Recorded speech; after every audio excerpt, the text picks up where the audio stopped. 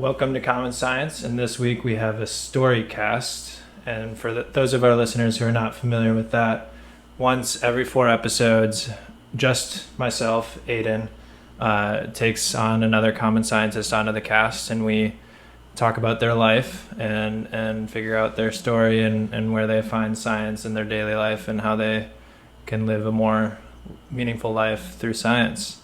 And this week we got Bryn Shank on, who's a good buddy of mine. Hey. good soccer playing pal of mine. And yeah, we have him on, and I'll let him do a brief introduction about like where he's at in life. Yeah, so I'm 25, living in St. Paul, Minnesota. Right now I do energy auditing. So what that is I go into people's homes and kind of evaluate to see how they can save energy. So going in their attics, looking at insulation, kind of looking at their furnace or heating system, see how efficient it is. Basically helping people save energy and be more comfortable in their homes. Been doing that for about 3 years now. Before that, I graduated high school in 2014 and kind of had a section of life where I was just trying to figure out a little bit, but now I feel like I'm kind of got a path, so it's good. It's good now. That's awesome. Yeah, something that's super true of the early 20s and late teens is the uncertainty of the future and trying to figure out what a good path would be for you. So energy auditing, but you graduated from high school in 2014. So winding back to 2014, what was Bryn thinking as far as his next step? Well, Bryn was thinking that he was going to go to college and he was going to study environmental studies. So not that different kind of from what I know. So still had an idea I wanted to do environmental stuff.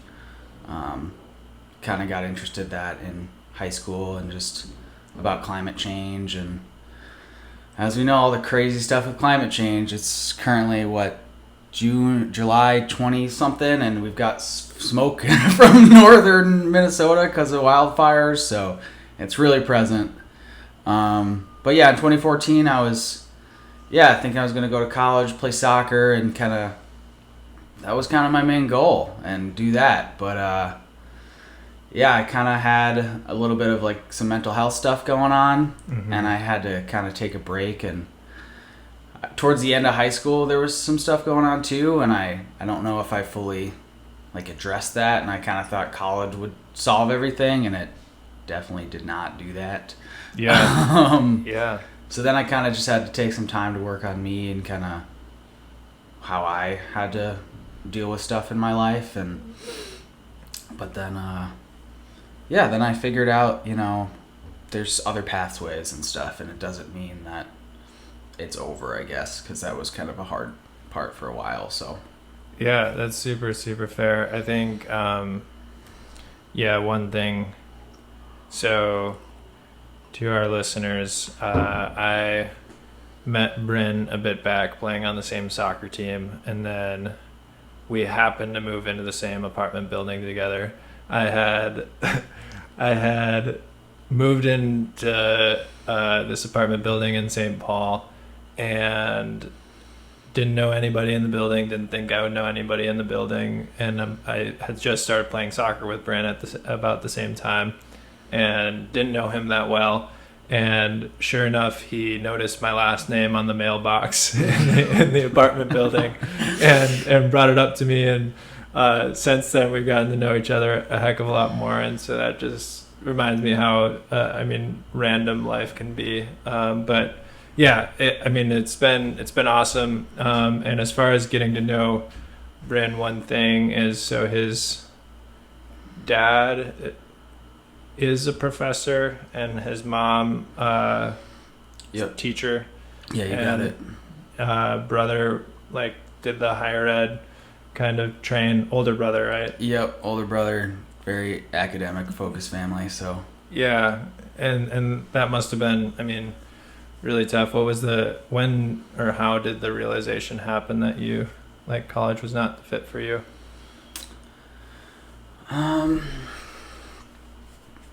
I don't know if I'd say it wasn't 100% a fit, but it wasn't working out at the time.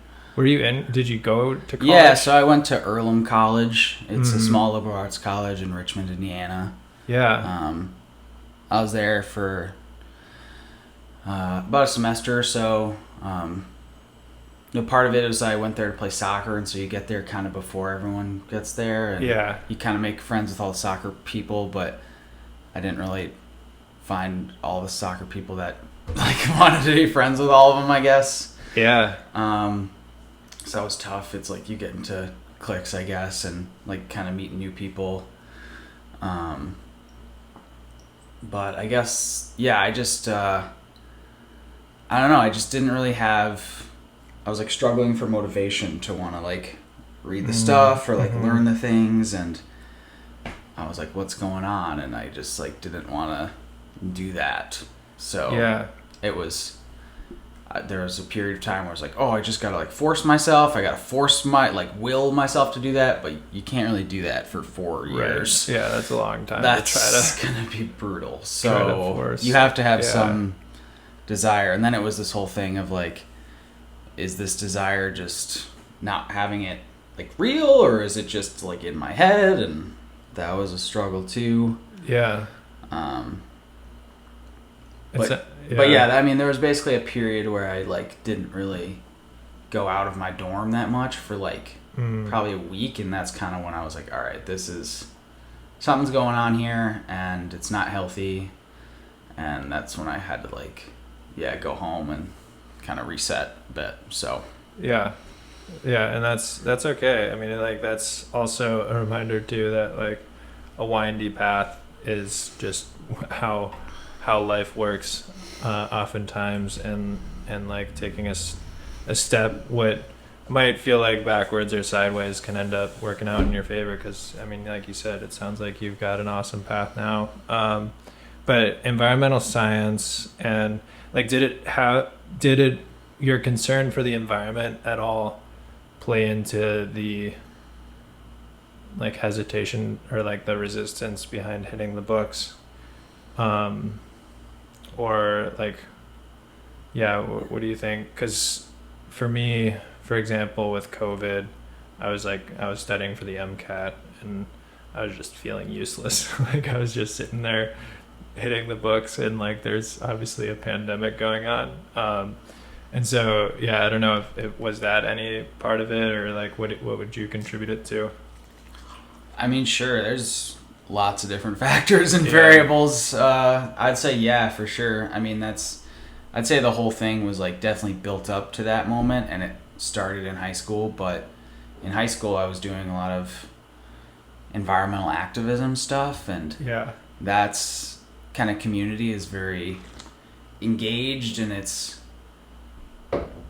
just a sense of urgency 24/7, because when you actually look at these problems, you're oh my God, how can I just go back to living normally? Right. And so that was definitely part of it, because I was, felt useless, I guess, or felt certain stuff wasn't as important. Yeah. Less of that when I got to college, but that was definitely the case in high school, where it was hard to not want to just be I should go be doing rallies or something, and I shouldn't be filling out worksheets. But yeah, I mean, because it's scary when you start to look at all this stuff around climate science, and if you actually start to dig into it, it's in a very losing battle. So yeah. But you say it's a losing battle, but it's still a battle. What sorts of, so for people who are less familiar or maybe less involved, what sorts of things would you say as far as actions that they might take? Or because obviously it is still a battle, and there has to be some hope to turn the ship in the right direction.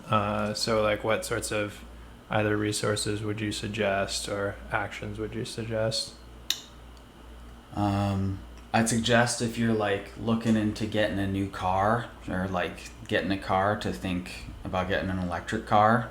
now. Mm-hmm. It's kind of at the stage right now where it's a little. I know you guys had a podcast on electric vehicles, so Yeah. it's a little challenging right now. But like these, if you get one now, you kind of help that movement and be an early adopter.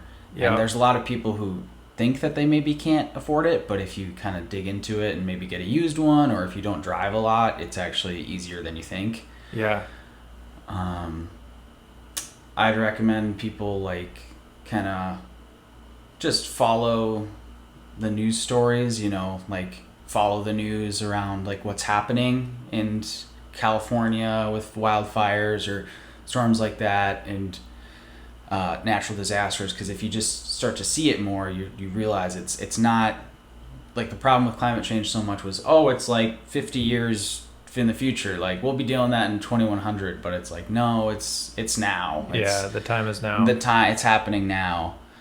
I felt a little bit guilty, but I've been trying to follow this pipeline that's been kind of being fought in northern Minnesota. It's called Line 3.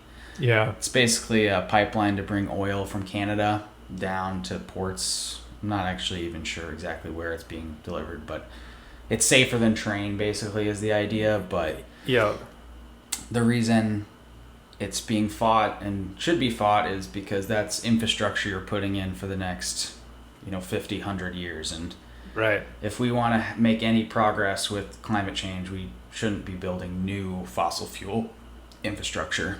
Right. So, and that, fossil fuels cause climate change. So, if people don't know that, but yeah, that's all super fair. I think, the electric car.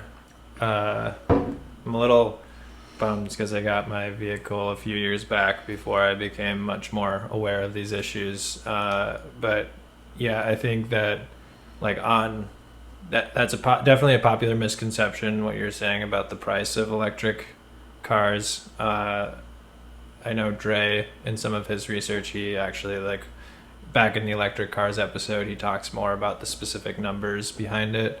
And because of the general takeaway that he had was that the maintenance of electric cars tends to be quite a bit less. So over the lifetime of a vehicle, it's more affordable. But beyond that too, I think one thing that has been challenging for me, that I think with the news in particular, is how it can feel kind of clickbaity sometimes. So when you say following it, it can be challenging to stay engaged in my own experience, it can be challenging to stay engaged when it can feel like it's bringing you down, and contributing to whatever mental health problems that exist today. How do you manage that relationship of being aware of all these big problems, but also staying optimistic or staying...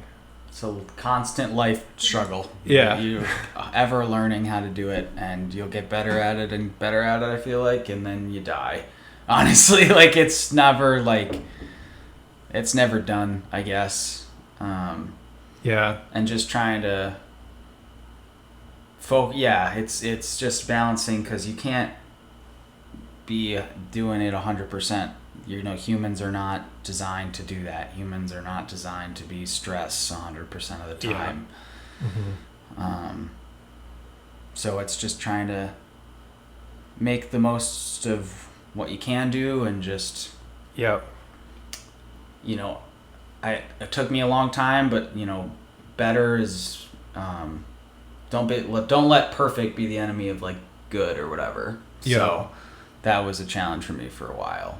And progress is better than doing nothing. So right, it's still even a little bit for me. Yeah, it's still a challenge for me. Especially, just across the board in my lifetime, wanting to have perfect has inhibited me to just take a step in any direction. And so, the most concrete example for me is the podcast and putting episodes out there. It's because obviously there's this vision of having a well-produced whatever, intro, outro, all these things, but realistically one step at a time.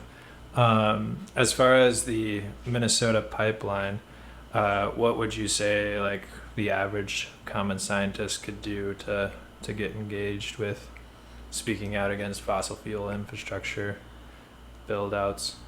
I think just talking about it is good. Yeah. Like just having, because it still doesn't get as much news coverage as I want it to. So Yeah. just kind of average people knowing more about it helps a lot.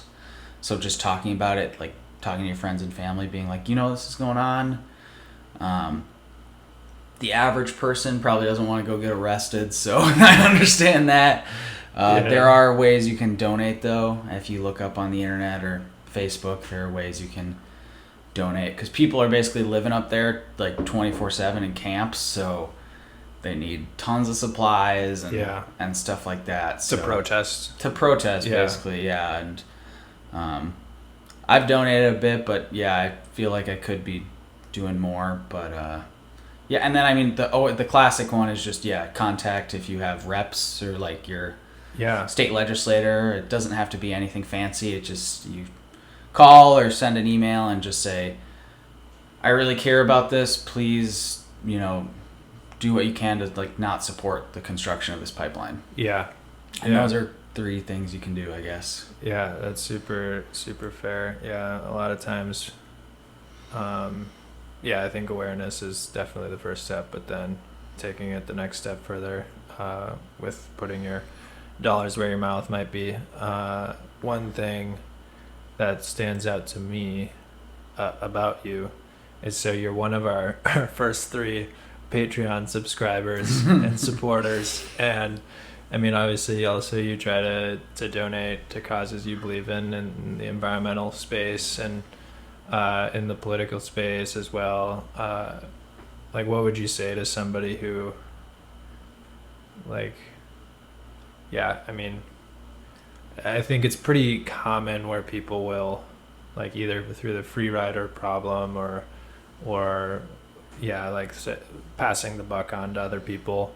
Like what would you say to people who are a little hesitant to donate to any cause? I would say, I guess I don't know how to fully describe it, but I guess I kind of learned early on in my life, and maybe it was from having to like organize like at an early age, like events or something. It's truly astonishing how much effort and work it takes to even accomplish the littlest of things. Yeah. And so it's really easy to interpret stuff if you haven't had anything to do with it, being like, oh, this just kind of happened.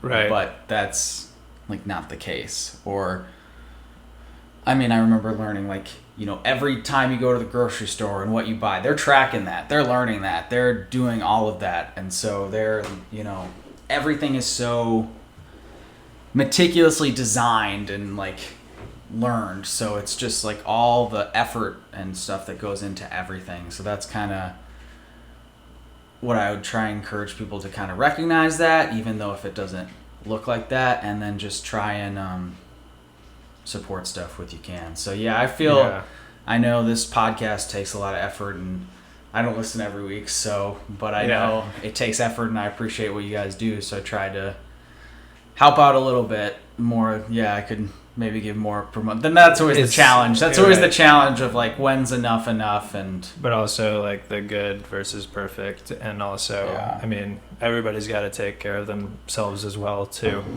So I mean, giving what you can, I think, is a good message for sure, and like finding what feels good or feels right.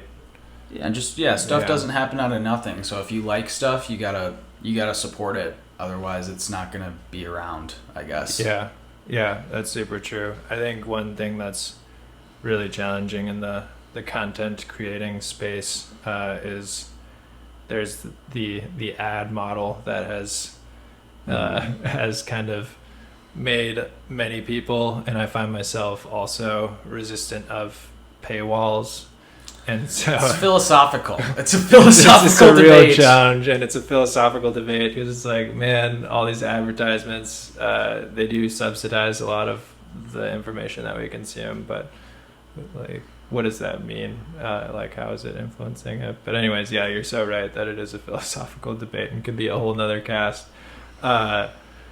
Yeah. So anyways, getting back to, I mean, so to segue a little bit from the supporting like a cause bigger than yourself, and recognizing people who are trying to do good. One of the main points of this podcast, Common Science, is to make science common and get people to be more engaged with the process of science. Not just people with letters behind their names. I was curious, especially your position, having grown up with family who is quite like higher ed focused, and then having not gone to college and having like found a place for yourself. There is a mistrust in science that is pretty significant. What sorts of, like, I just think to this awesome example, you're where I'm as a person who's in science and doing a research project on invasive species. Bryn is like, oh, hire a marketing guy to get people to eat carp, and it's like this idea that I had never thought of. So like, I'm just curious what sorts of ideas you might have as far as building these bridges and these connections. I think it comes from just normalizing that everybody is valued, and even if you don't have letters behind your names, it's like, to get everything done, everyone has value. So like, even though the janitor is like lowly and doesn't maybe get paid a lot, if you tried to do work in a super messy space, you're never going to be able to do work. So I think it's coming from that angle, like you're not higher or better than anyone else, and that all work has to play a role in something getting done. Yeah. And then as to building bridges, just trying to come at it with an approach that even if you feel like you don't have anything to learn from somebody else, that you might be able to learn something, even if it's not what you like expect to learn. So just trying to come at everything with, you can teach, but you can also learn, no matter who the person is you're encountering. Even if it's just like, wow, their life is really hard, or like, wow, they had to do all this stuff that I never had to do. Yeah. Just kind of getting new perspectives. And then I think, the final thing is just make accessibility is such a huge thing. And as information becomes more accessible and easier to get, I think we're already seeing that in our society where, doors are opening and, there's less gatekeeping and more people can, do things. If you just want to do it, you can just go do it, even more so now than ever before. So yeah, I think those are super well spoken and well articulated responses, I gotta say, and I think you're beyond right. And it's funny you say all of those things, because that's well where I align. I mean, I think about how much I've learned from you and from anyone I've encountered, and like you said, it's funny you say that it might not be something you would expect to learn, but there's immense value from everybody's story. I'm curious. You said that you can just, because more of these doors are opening and accessibility is more of a thing. Obviously, there's still problems in that and more progress to be made there. What sorts of things have you just gone and done now that you have the internet at your fingertips? Well, I have bought like a solar training thing and just got certified in like some solar knowledge, and I just kind of, I guess that was slightly in person, but then with COVID it kind of went all online basically. Yeah. And COVID's been a big part of that too, is helping that and changing that. I mean, the tough thing is just like finding the time to do it, but if you have, I mean, I learned that, I guess, in high school too, is if you want something enough, there are like so many programs that exist. It's just a matter of like finding it and like applying for it. But there's so many organizations and people doing work, and you just got to try and get connected with them. Yeah. And it's pretty astonishing once you kind of learn that. If it's okay, I kind of want to backtrack, I guess, to one thing I did earlier. You were kind of asking, and I kind of just remembered this. Oh, no worries. Where you were saying kind of common science and building bridges that's kind of, my job is kind of in the trades-ish. It's kind of a mix between trades, but not 100% pure trade job, like electrician or plumber. Sure. And that's a thing that's like kind of a big issue right now, is like our job, we're really trying to incentivize people to really like measure stuff and be really diligent about stuff and really think and design about stuff. So really like the core elements of, science, like actually know what you're talking about, actually measure it, actually be specific. Yeah. So that's a big way I see myself as like a common scientist, is like, it's not like but then there's a lot of times where you can get really nerdy and theoretical, and you kind of have to backtrack from that, and you just have to be like, well, are you doing this basic stuff? Did you measure these things? Yeah. And trying to show people the benefits from measuring things and being specific and scientific about stuff is you get better results, and you get happier people, and you feel better because you're actually solving things versus just guessing, I guess. Right. So, sorry, I kind of got us off track. No worries. But that's no worries. That's an awesome. When I hear common scientist, that's kind of my first thought. So that's an awesome point. Becoming more systematic, like people becoming more systematic, even in the trades, like adopting kind of that scientific mindset, I think is incredibly valuable and also inspiring to hear. So as an energy auditor, what sorts of things do you measure and track? What sorts of experiments do you run? Well, one is if people are feeling uncomfortable in their houses, it's a big cause of that would be like air leakage. So like drafts, and everyone's felt a draft in their life, so they know that. But then it's how drafty is your house? Right. Because is it just a little bit and you maybe need to do one little bit here and you're done? Or is it like, no, you got to seal up a whole bunch of stuff? Right. So that's a test is called a blower door test. And it's basically you pull air out of a house and you find all the leaks. You create a vacuum on the house. So that's one obvious one, kind of the main staple. Yeah. Otherwise, just measuring, the exhaust gases of your furnace to see how well is it actually combusting? Is it combusting in a way that maybe means it's gonna fail soon? Yeah. In that way, or is it doing fine? And are there problems that you could maybe address to make your home safer? So instead of just saying, oh, it's looks kind of like this and it's this old, try and measure it as much as you can to see. Hopefully that makes sense, I guess. Yeah, it definitely does. I think so. Yeah, for me, a parallel that I've started becoming more interested in is, I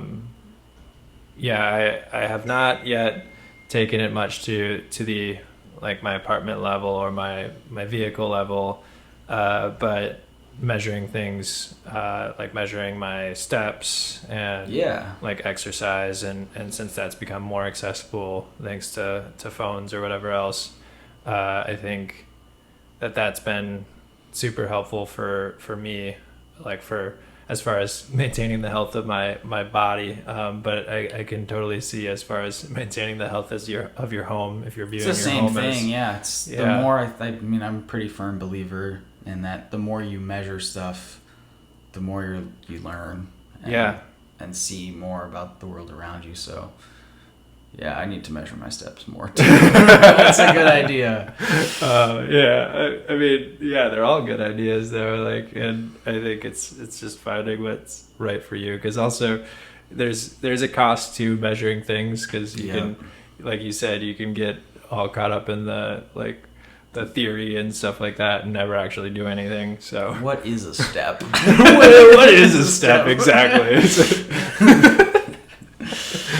What is a furnace? Like, yeah, that's really funny. As far as somebody trying to maintain the health of their home or their apartment, like what sorts of things might you suggest from especially an energy perspective, like maintaining energy efficiency and things of that nature? What are some common in your apartment issues? You can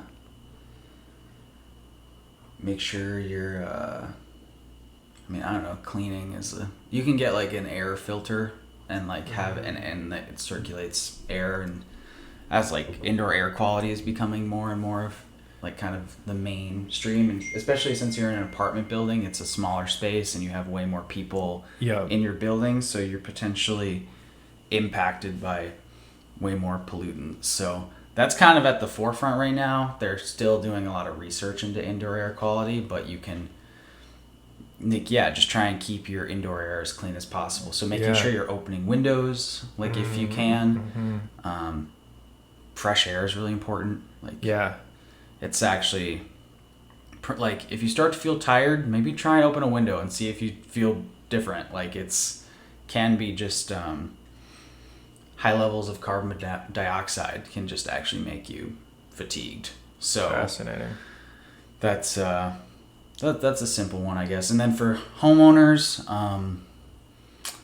making sure you run exhaust fans. So kind of similar to opening windows, but you more likely have fans that you can run to get moisture and other pollutants out of the house. Yeah.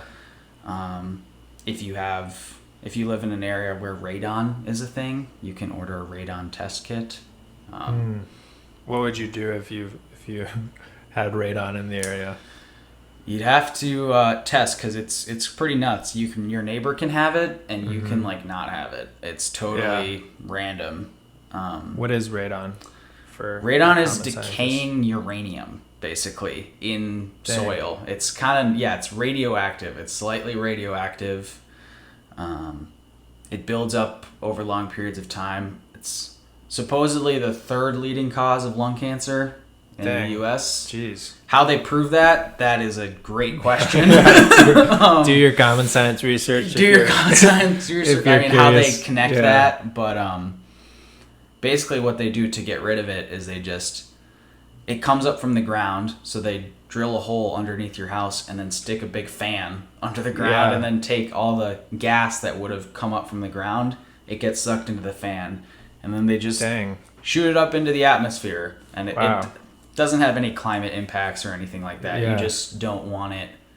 You don't want to be breathing it. Right. Like in your indoor in a space that's confined. Yeah. What they say is the solution to pollution is dilution. So there you go. I like that. The solution to pollution is dilution. But not always. Not always, but yeah. So what's not always. But to break that down for our listeners, solution obviously like answer, but to pollution, what is pollution? So pollution would be any contaminants or byproducts from processes, so like burning things or maybe making things, or it could be naturally occurring, like radon. And then that could basically be harmful to the environment or harmful to your personal health. And harmful to the environment, like destroying ecosystems or causing adverse effects with, plants and animals and their reproductive systems and things like that. Yeah, and then dilution. Dilution is basically just the more you have of something that's neutral and the smaller of the pollutant, the less impact it's going to have. Yeah. So a good way to kind of think of it is if you've ever done like Tang or like old country lemonade or whatever. Yep. the less of that powder you put in the water, the less it's going to taste like the powder. It's going to taste more like water. Right. So in that sense, the more water you have, the less you're going to taste or be impacted by that pollution in certain things. But depending on the chemical or the type, some things are way more potent. So like a good example is like lead. Lead is super, super, super potent. Like you just need a very small amount of lead, even if it's a ton of water or whatever substance it's in, and you're going to have impacts of it. Yeah. So it really ranges on what you're dealing with. That was a little nerdy. That was a little that's nerdy. Okay. That's okay.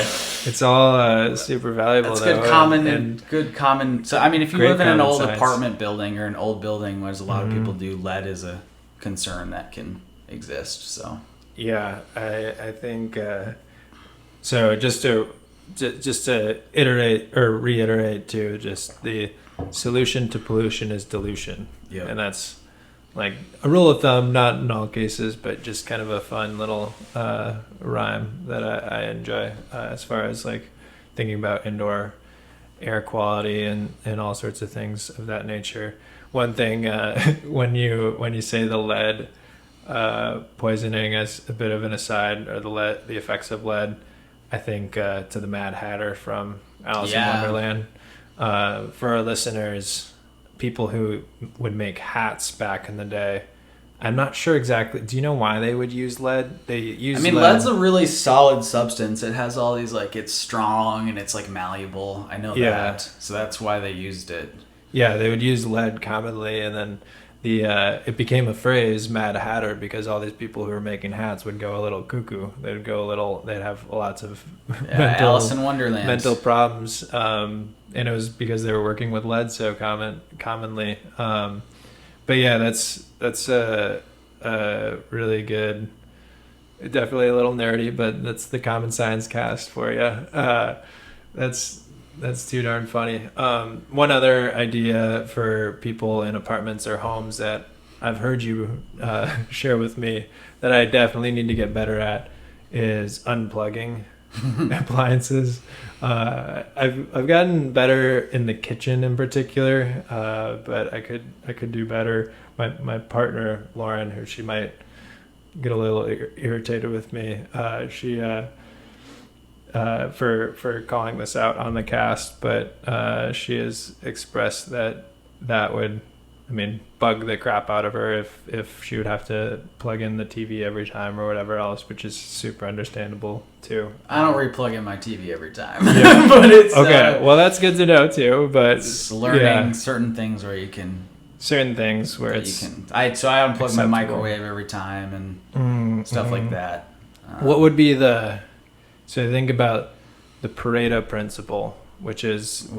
What's that? Do you know that? No, I don't. So it's that 20% of the input tends to lead to 80% of the output.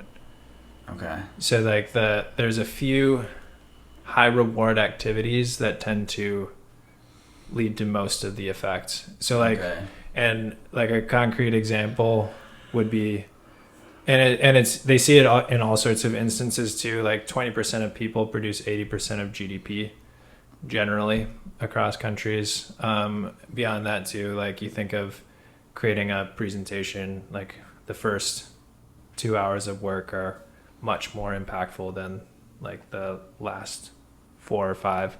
But just getting like the basics and the most influential pieces in there tend to lead the most of the output or the effect. So what would be the appliances that might waste the most energy, that would be most worth unplugging? That might require some common science research. Might require some common science research. Yeah. It really depends on the type of appliance you have, and measure it. You can measure that. You can get a little meter that you plug your appliance into, and it'll tell you exactly how many watts it's using, even if it's off. Yeah.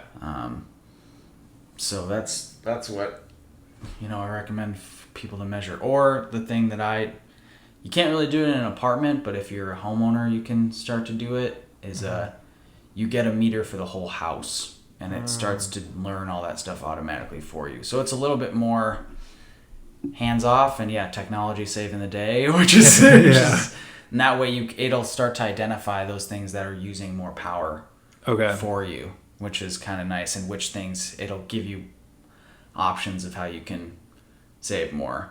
Yeah. But otherwise just your laptop, you don't actually have to leave it. I'm really bad at this, but you don't have to leave it, plugged in once you get it charged. That's one thing I could do. Everyone leaves their laptop plugged in like the whole time overnight, but once it gets to 100%, you can take that cord out and just make sure it's shut so it's not like using battery, and then it's good to go. I think, isn't it also bad for the battery too to leave it plugged in? Yeah, I don't. Or is that? Yeah, it's like true? it's over time with batteries, as they charge, like fully charge up from empty, it loses lifespan. I know that. Like, so that's why after a long time, after your phone, like if you've had a phone for a really long time and you charge it and then it just starts dying in like 3 seconds, and you're just totally. You're like, what is occurring? I'm not like watching the Lord of the Rings on repeat. Like, I don't get it. Yeah. So that's